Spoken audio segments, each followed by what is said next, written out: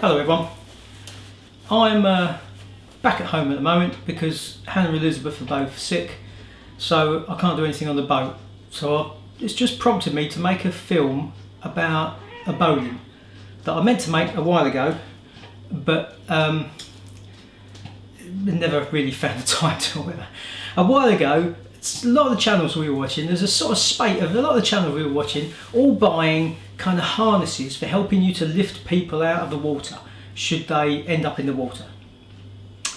And it's all to be applauded. I mean, it's all good. They're all great ideas. Except my thinking of it is that if I'm not the one in the water, I know I'll be able to improvise something with what I've got available that will help me get people out of the water if I need to. Should I have to. Certainly quicker than I'll be able to find a harness thing if I bought it.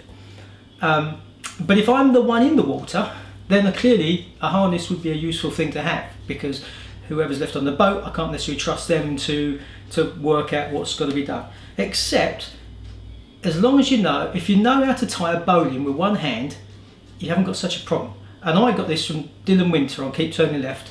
Well, years ago Dylan did this.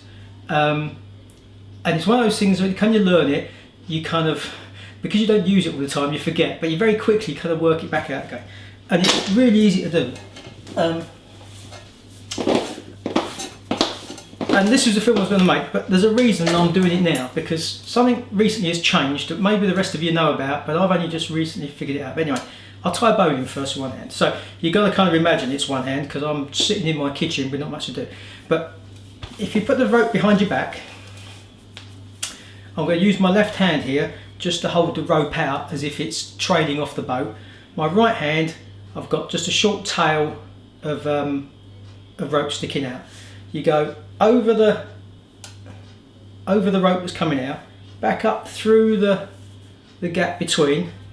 Here's the only tricky bit. You pass that tail that you left around the standing part of the rope. You pull it, and there's your bowline. If I take it off, you'll all be able to see.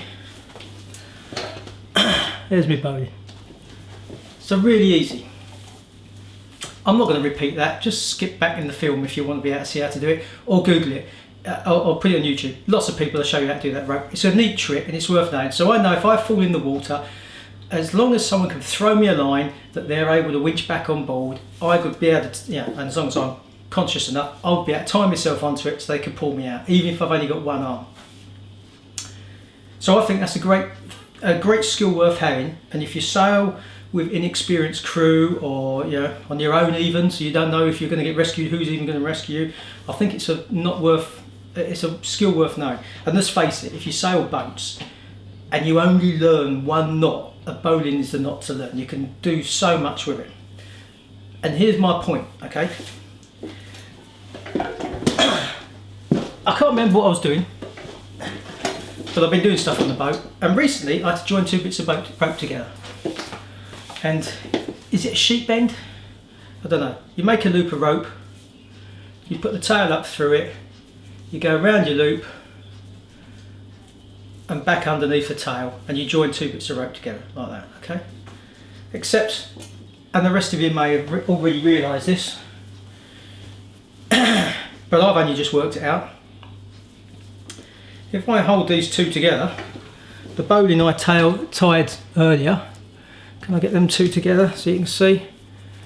So the blue rope is the bowline I've just tied. The yellow rope is the sheep bend, if that's the right word, I've just tied. And although one's left to right and the other one's right to left, they're exactly the same knot.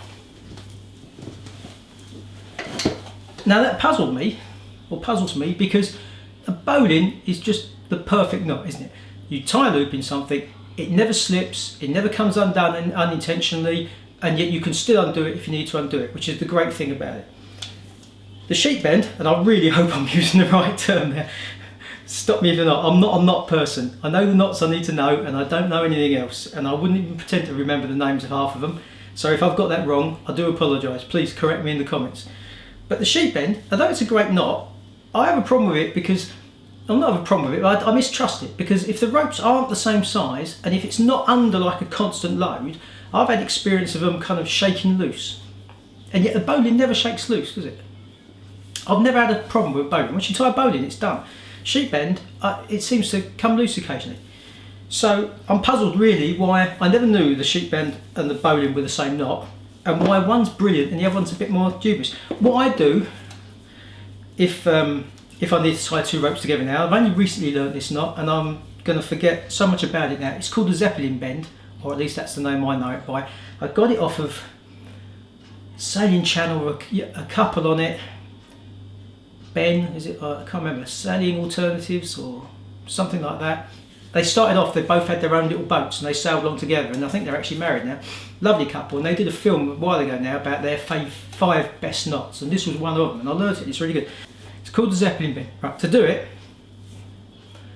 you make, give it a long tail, you make a loop in one rope, and you make the opposite loop in the other rope. So that one, the tail is coming up behind the loop, and that one is in front of the loop, and they're a mirror image, okay, like that.